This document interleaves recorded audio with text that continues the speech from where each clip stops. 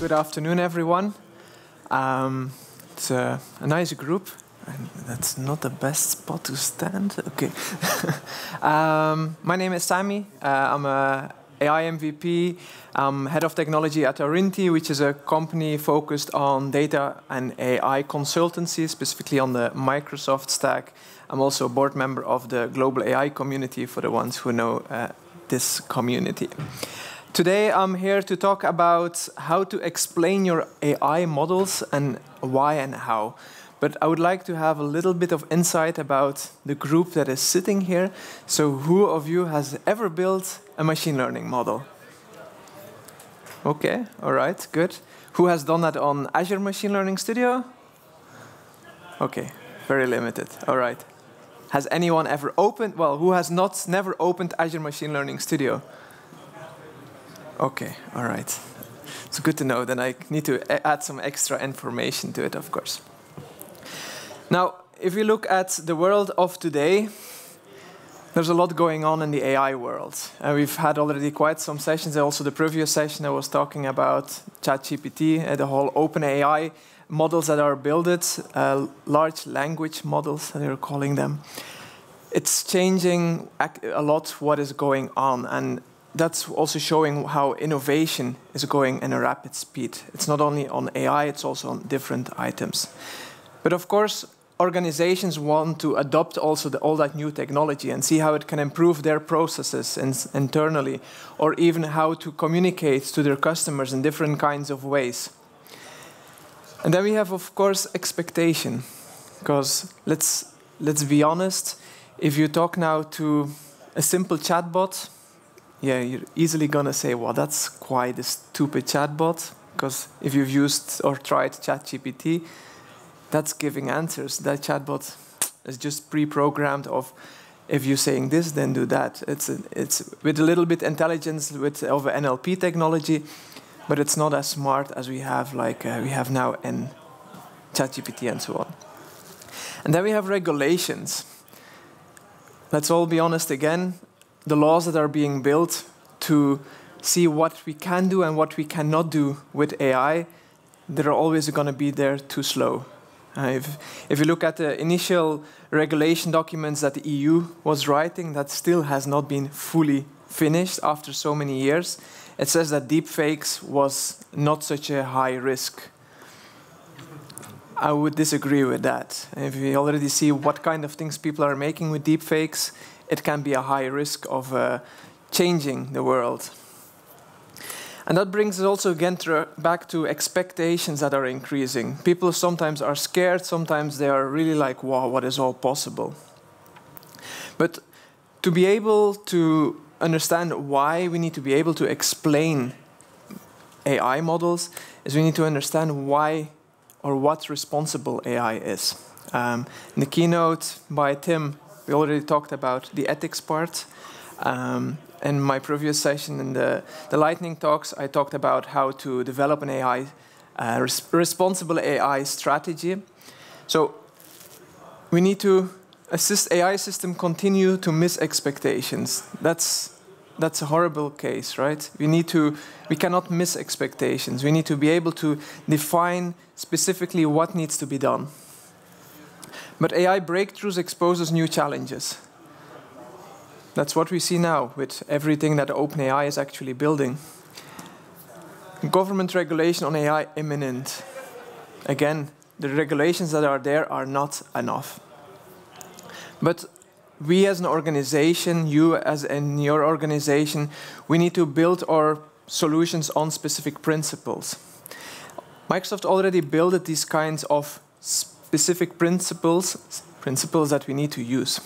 We have fairness. What do we understand under fairness is that, for example, that a machine learning algorithm, it does predictions on you or on you, that it can't be always the same, but that it's on a fair level. That is, for example, no difference between races or no difference between genders or many other kinds of different things. Reliability and safety linked very closely to privacy and security. Says by itself. Inclusiveness, how can AI help to bring more people into using technology. Like just if we already make use of PowerPoint, I can just start talking in English. I have no idea if I configured it right in English or right, and it will tell me and just subtitle immediately. That's inclusiveness, well, building inclusive AI tools.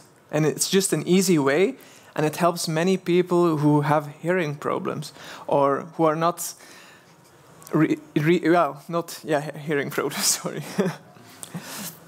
Now, another item is transparency. That brings us, we are building specific machine learning models. How are we showing that also to the public? And accountability. Let's say, again, if you came to my previous session, it's the same example that I'm going to bring. If you're building a machine learning model to give out credits or a loan, well, at certain moments, it might be that someone will ask, like, hey, why did you not give me this amount of loan, or why he's getting and why he's not getting? If you as a bank cannot give that answer because you're just saying, my AI is a black box, I don't know. And that's not a good answer, and you will lose for sure your customers. And then especially if it would be gender-based. So what do we need to do? We need to change to improve our AI solutions. First of all, we need to make sure that the AI solutions that we're building does not impact life opportunities in a bad way. In a good way, that's all good, but not in a bad way. Risk of physical or psychological injuries. If you are building, let's say, with ChatGPT, and we are asking all kinds of questions concerning healthcare, it produces a risk. I had a conversation with someone at Microsoft who was really focused on the ethical part of the Bing chat, where they specifically built in specific items to block off or give extra information when people were asking for medical information, always sending them back like to double check with your healthcare specialist. What if AI would be a threat to human rights? Again, these are things we need to look into and making sure that we're blocking this. And then we're going back to transparency. We need to make sure traceability, how and where is our AI model being built? Because we have open source AI models. Do we just want to make everything public? OpenAI, for example, has developed specific models that they never want to put public because they know it can be a risk for humanity, for example. So they just put it away or thrown away. I have no idea exactly what they did, but communication, again, how do you communicate how and what you're doing with your AI models? And then, of course, intelligibility. Now, what does that mean for you? Well, we need to have certain tools to help us build those machine learning services. We need to have decision makers and to be able to ask the correct questions. What is possible? What if this? What if that? How will this person react on it? How is this person going to react on it? And explain people so you have trust. The weather forecast in the past was, people were also not really sure about it, if it would work. But over time, people started to understand how it actually worked. So they started trusting into the system. And that's the same with AI. It needs time for everyone to understand and to be able to accept what is actually going on. Now, we don't need to reinvent the wheel to be able to build responsible or explainable machine learning algorithms. There's already a bunch of different kinds of tool sets that can be used. The Fairlearn, InterpretML, error analysis, and so on. Now, what did Microsoft do? They actually took a couple of those different toolkits and brought it all back into one specific dashboard that you can generate the moment you are running after training a machine learning model. And that's also what we're going to discuss a bit today. So for the ones who've never used Azure ML, you will probably see quite some things you've never seen, but I'll try to give you a quick introduction also. So from that, we'll go straight into some demo. To make sure it's big enough for everyone and share the correct screen. Okay, is this readable for everyone in the back also? Yeah? Okay. So welcome to Azure Machine Learning Studio. What you see here on the side, let me do this, is, as I said, a workspace, and you have different kinds of assets. And I need to open one specifically. Let me go back. All right, here it is.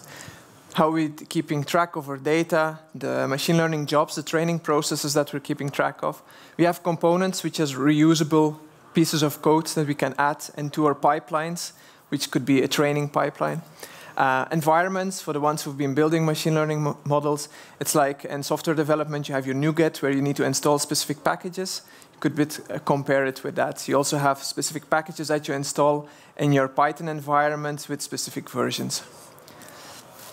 What else do we have? And then we have endpoints. You have built your machine learning model, and now you want to make it available as an API to the software developers or to the public. And then, of course, managing is your compute and so on.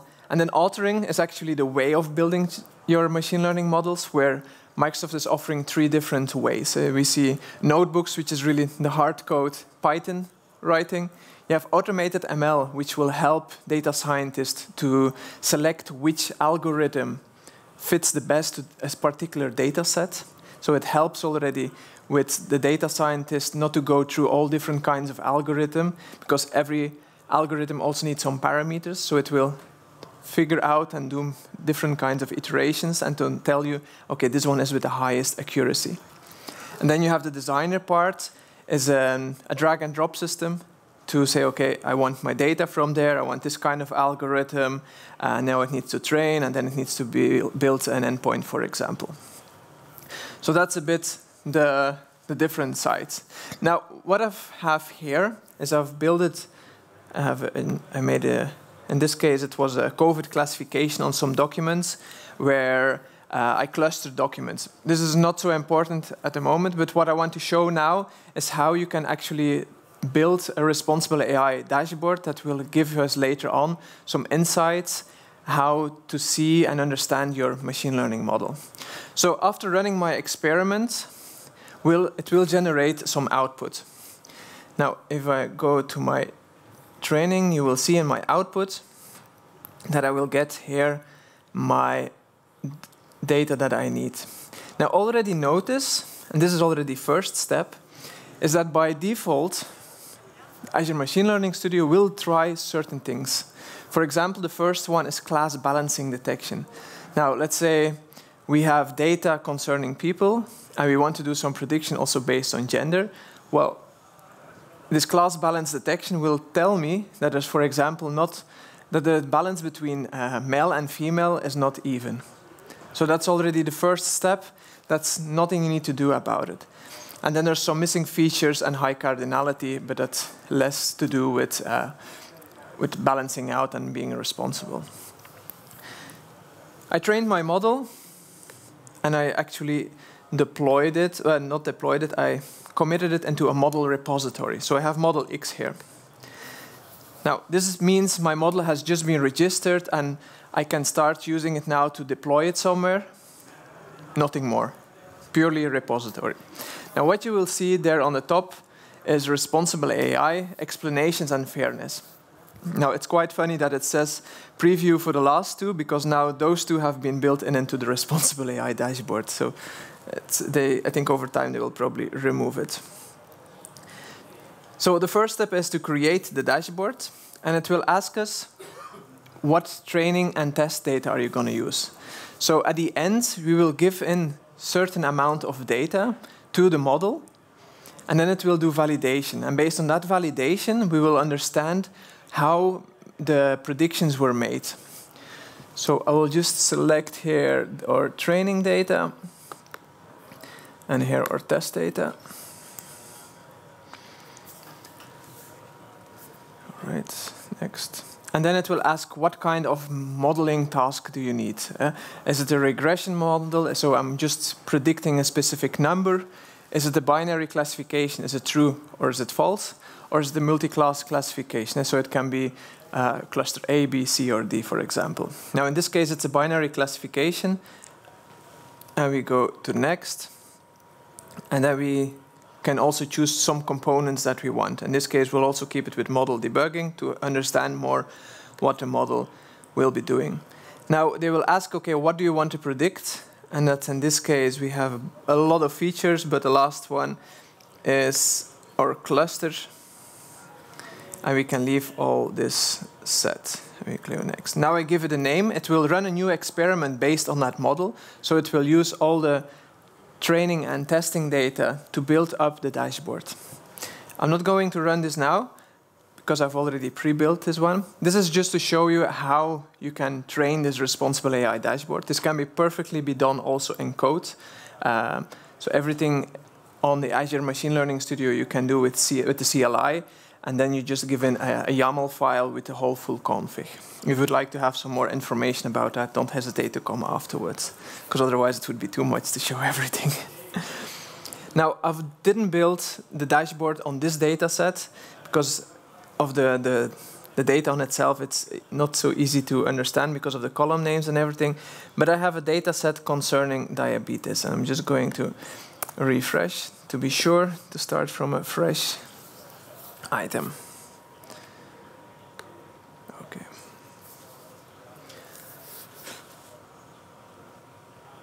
Okay. Now, this is the first step, and it's called error analysis. And I'm going to reduce the screen a bit, but it doesn't make so much difference. Can you still read the numbers in the back? Yeah? Okay. Yeah, I can't remove this side, sadly enough. Now, and you don't see my lines. Okay, what you need to know, because I see it on the screen, but you guys don't see, this is connected to each other. Okay? And sometimes you have... It's not touchscreen, though. Okay, yeah. Sometimes you have a thicker line, and sometimes you have thinner lines. So the thicker the lines, it means the more data that goes from one process to the other. Which I would turn my screen, but that will not work. That's a pity. Okay. Now, what we already see is that we have an error rate of 16.90%. That means that 16.90% of the data that we gave in was incorrectly labeled. Now, we can change this to, for example, our accuracy, and that's 0.83. So 83 point plus the 17% brings us back to the 100%, correct? Now, let's go back to the error rate. So, what we see here from the beginning is from our first step, we have 168 of the 994 data rows that we asked to label were incorrect. And what if we go down, we will see each time it becomes redder and redder. We have to go all the way here to dark red. Now, dark red means that the error rate is much higher. You also see the error coverage. So on the top, of course, that's 100% of the errors are starting from there. Now, if we hover over the sides, the lines that you don't see, it also shows how the split was done. So in this case, prior inpatient, that means that the patient had been in the hospital before, was smaller or equal to 0. In that case, of the 716 cases, 94 were in error, so that's this place.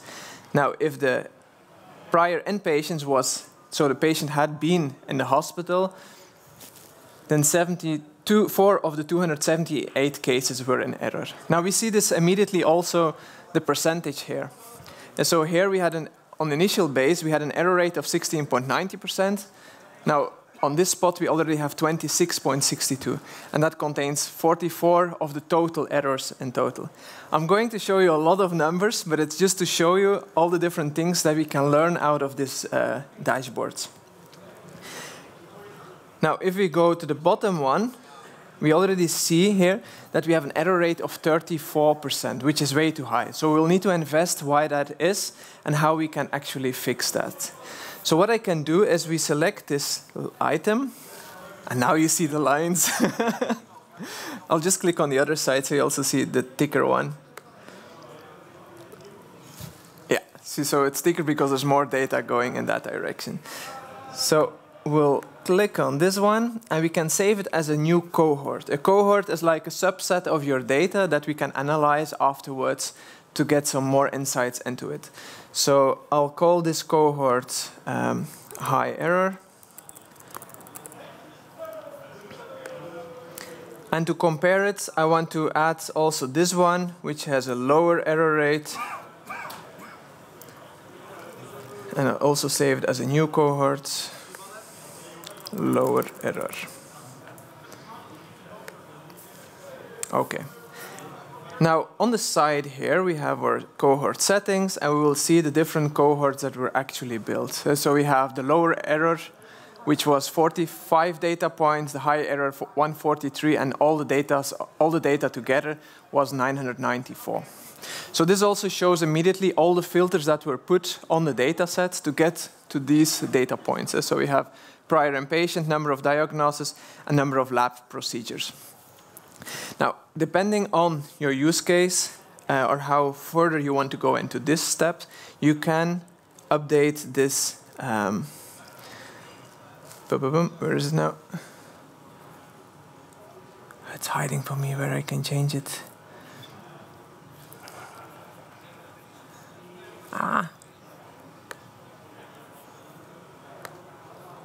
Okay, we'll come back to it later. Okay, now, in the error analysis, you see on the top, we see the tree map. That's what we're actually looking now. And then next to it, we have a heat map and feature list. Now, if we click on the feature list, we actually see the importance of different columns or features, which ones are most prone to be part of an error. So which ones we need to look at to have better insights. And now it shows, I forgot where it was, the maximum depth. So we see 4 layers in our tree. We can enhance that with more and more leaves also. That way it just goes more in detail. But that's good to change based on specific cohorts that you've already made and you want to go more in depth.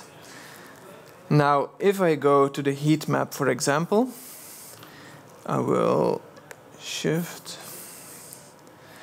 I can say, for example, we have our general, all our data. Now I want to have an ID how our age is split up. Now we already see that based on our age, so we have 3 classes in our age, over 60, 30 to 60, and 30 years or younger, that there's already a difference in the quality of the machine learning model. So we see that 19% error rate already on over 60, compared to 30 years or younger, where we only have 6%. So we will need to do something about that 60 years. Why is that the case, and how can we find a solution to that? And this headphone is hurting my ears and my head. Okay. Now, that brings us to the next step, and that's our model overview. Now, again, it's a lot of numbers, and as I said, we will see a lot of numbers. What we'll see here is on the top. This one you can ignore, because it's the same at the moment. All data cohort, or a subset. In this case, of course not. Our high error and our lower error. And each time with the accuracy. And we already notice here our accuracy for high error is only 65%.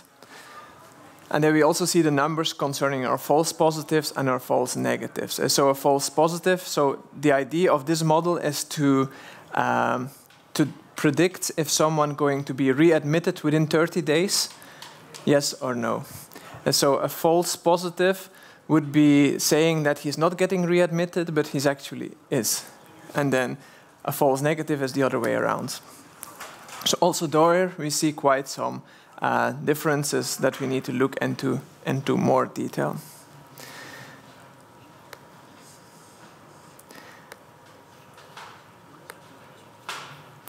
And we can do that again specifically also on age and have a more insight into that. So we also see that there's quite some changes in this.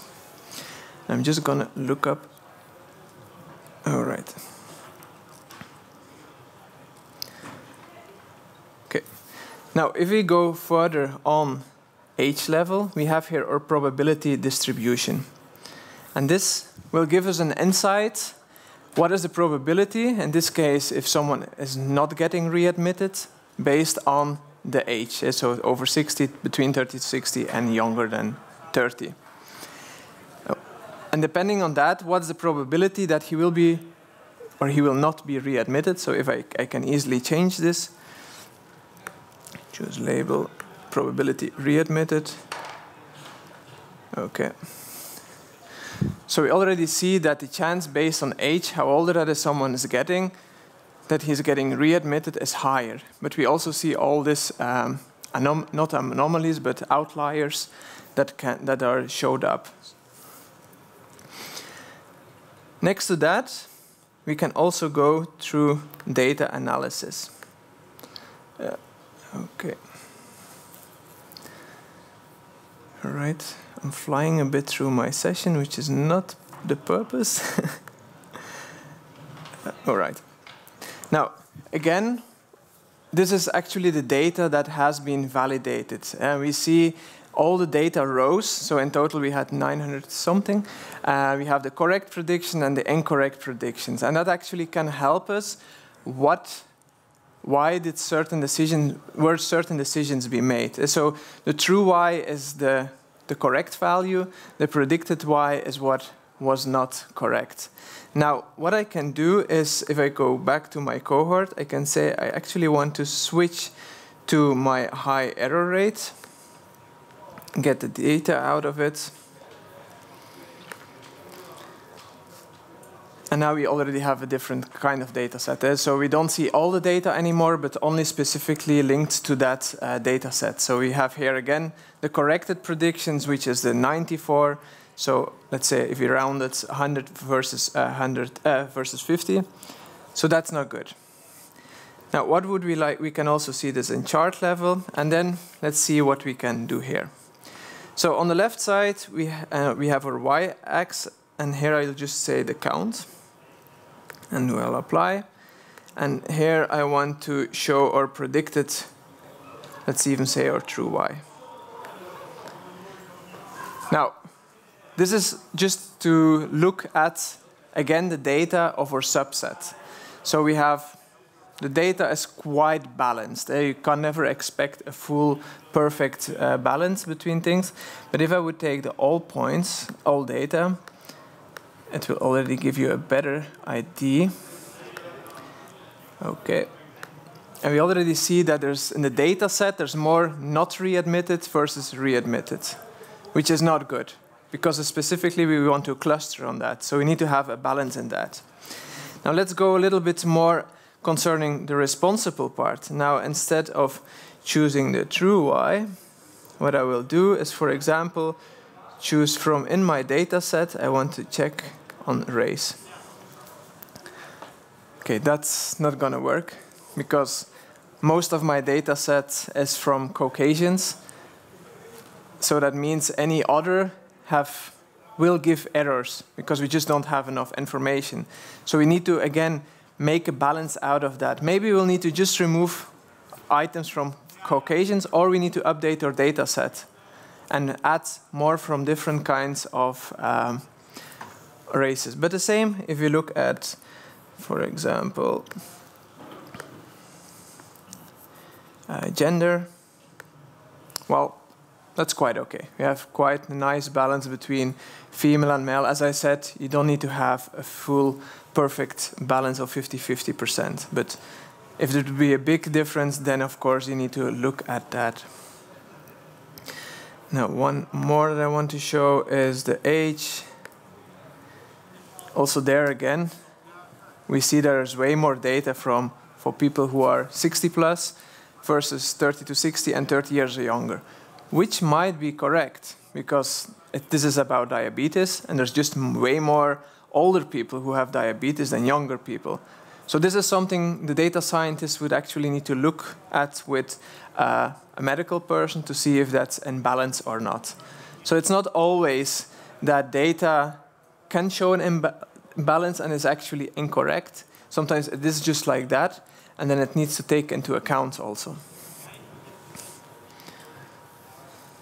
Now, we can also do this, for example, on our accuracy or classification outcome. linked to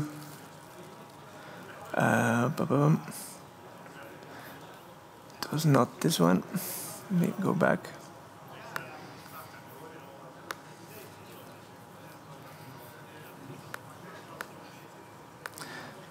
Readmitted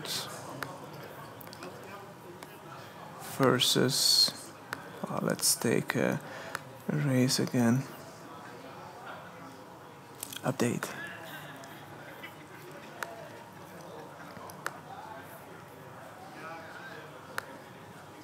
Okay. This again shows us how we have if we generalize and normalize a bit, for a Caucasian, for example, we have quite some extra data, and also shows how we have quite some outliers on that side. So this again data we need to have a look at. Now, another important one is feature importance. What kind of columns or features are important to be able to answer our machine learning algorithm. Now, we chose the cohort all data, so now we're looking in general to all the data, and we already see that prior, all the data is orange. So what you see here on the bottom is for the different cohorts that I created, the sub-data sets. The blue one you can ignore. So orange is all data, purple, brown is high error, and green is lower error. Now, depending on the sub-data set or the cohort, you already see that there is a difference in what features are more important. Like in the high error, prior and patient is way more important compared to all the rest. But this is also easy to, for example, just get more. And we already see that it's, again, depending on the selection that we're making, that there is a difference. Now, if I would go back to the top, and let's say make an other cohort, let me make 3 cohorts based on the ages. So we clicked now over 60. Save. Let's take this one, deselect this one.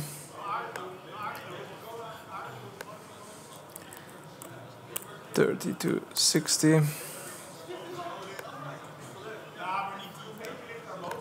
And 30 years or younger.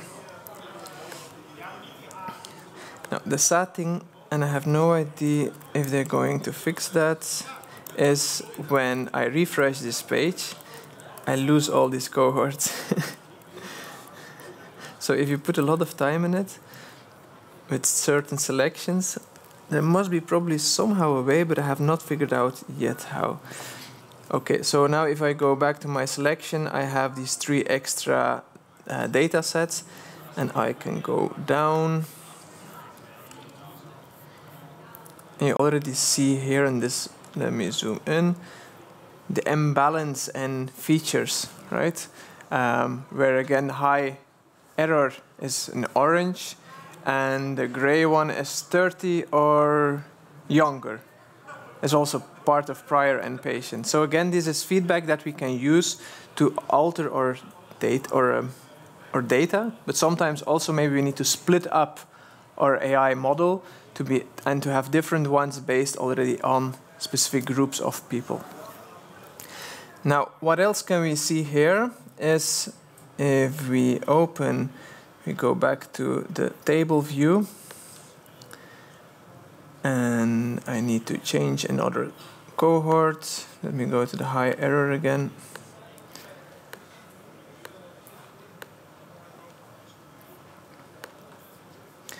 And let's say we have row 882. And I need to be able to select this. Why is it not doing it now?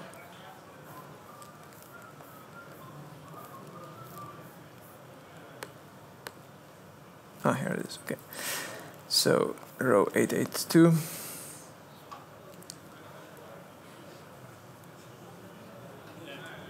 And 865. So this way now we have just 2 items from our data set, and we can also have already an insight of why one item was actually, if one feature different compared to the other row, and why did that decision was made like that. And that brings us also to, it's in the, not counterfactual, casual, there's so much in this report, sometimes forget where it all is. It's not here. Chart view, individual.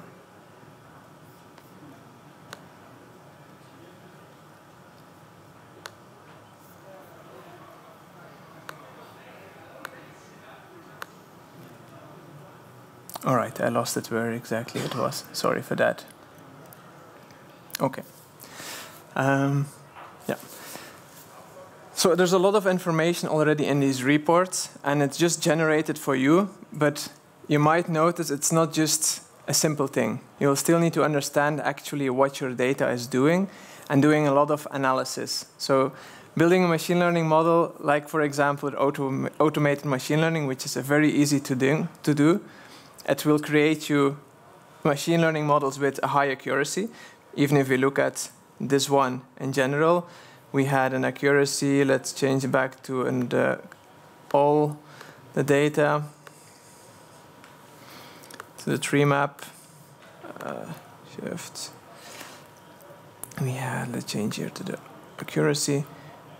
We had an accuracy of 83%, which is not bad, right?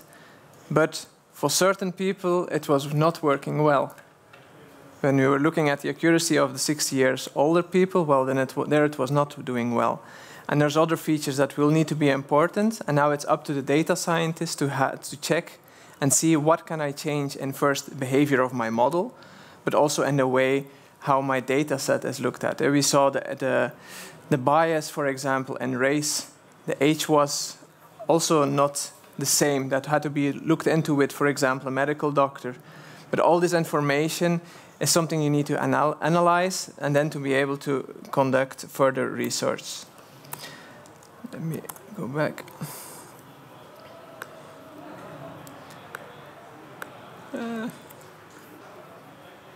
All right. So actually, it's in 3 words, quite easy to say. You're building a machine learning model, you're training it, you analyze it, and you build it again, you train it again, and so on. Until you can say, okay, this is something I can put on the market, this is something that I trust, that is going to be useful for everyone, that is fair to everyone.